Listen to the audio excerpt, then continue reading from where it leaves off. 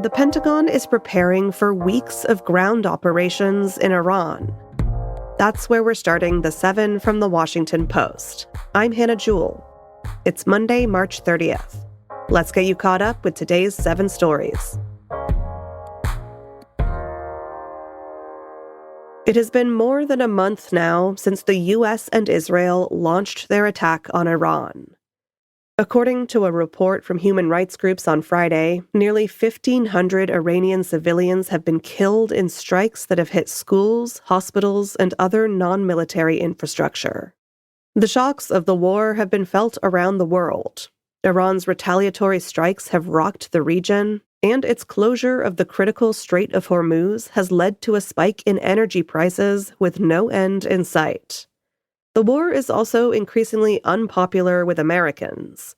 But U.S. officials have told the Post that the Pentagon is preparing for weeks of ground operations in Iran. Thousands of American soldiers and Marines are arriving in the Middle East for what could become a dangerous new phase of the war, if President Donald Trump chooses to escalate. It is not known yet if he will. The U.S. will let a Russian oil tanker reach Cuba despite its blockade. That's number 2. President Trump implemented an effective blockade against fuel supplies reaching Cuba in a push to weaken its government. The Trump administration had threatened to punish countries who attempted to break it. But yesterday, as a Russian tanker approached Cuba, Trump said he would not enforce the blockade.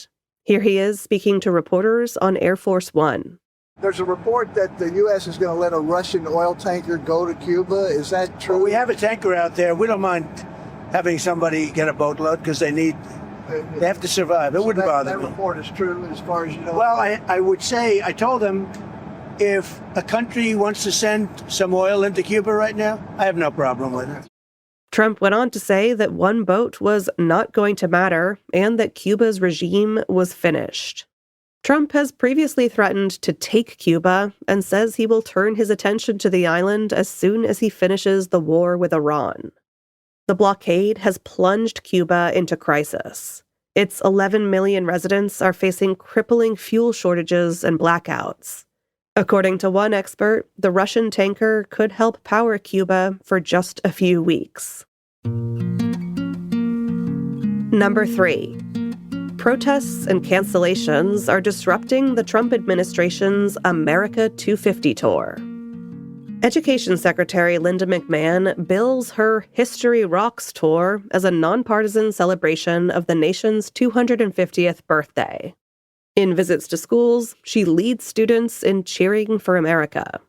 But across the country, the program's ties to conservative organizations such as Turning Point USA, Moms for Liberty, and the Heritage Foundation have fostered an unusual level of opposition.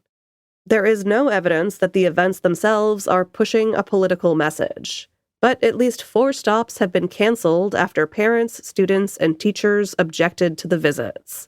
That includes one in Massachusetts, another in Alabama, and 2 in McMahon's home state of Connecticut.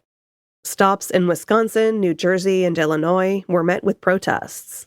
Meanwhile, this weekend, protesters filled the streets at more than 3,300 rallies across all 50 states for anti-Trump No Kings marches.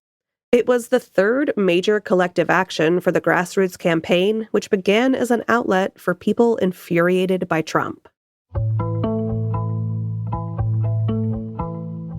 ICE agents could remain at airports even after TSA agents get paid. That's number 4. Trump issued an order on Friday to use pre-existing funds to pay TSA agents. The move came after Congress failed to strike a deal to end a partial shutdown of the Department of Homeland Security that has left agents without pay. That has led to staffing shortages and hours-long security lines at some airports.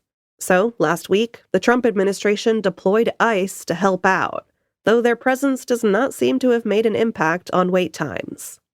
Yesterday, White House border czar Tom Homan suggested that ICE agents could stick around at airports even after TSA officers are paid this week. Democrats and civil rights groups have raised concerns about the presence of ICE at airports. but administration officials have said they have only been deployed in order to help the strained TSA. The risk of gargantuan hailstones appears to be increasing. That's our fifth story. Melon-sized hail was once unheard of, but scientists are realizing that it's not that rare. In the Great Plains, scientists are racing to document examples of giant hail before it melts. It's a tough project because studying hail is challenging. 90% of hailstones shatter or break when they hit the ground, and the rest start melting immediately. Professor Victor Gensini, who is co-leading the project to document larger hailstones, has predicted that there could be more giant hail as the planet warms. And that would mean the risk to property owners and their insurers is rising. Hail is by far the most expensive thunderstorm-related hazard. It's estimated to cause $15 billion in damage every year.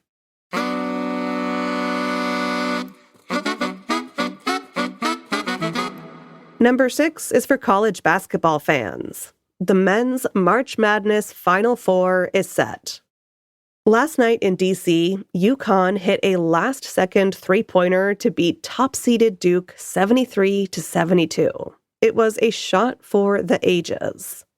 Here's the moment it happened, called by Ian Eagle on CBS. Caravan, 2 seconds.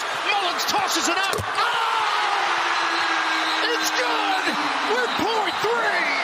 UConn goes in front!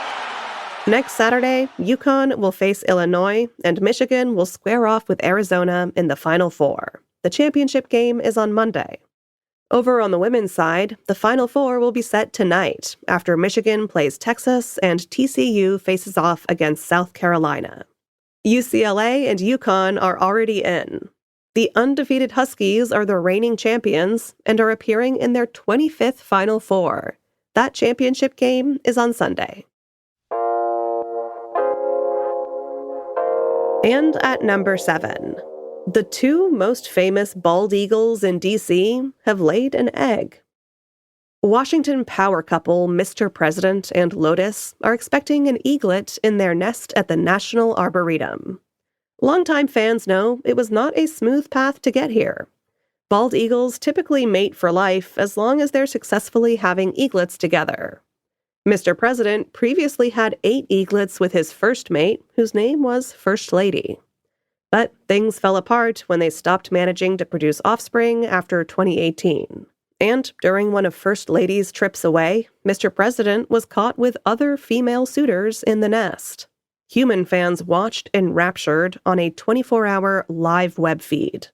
In 2022, tired of fighting off her competitors, First Lady cut Mr. President off for good. Once a cheater.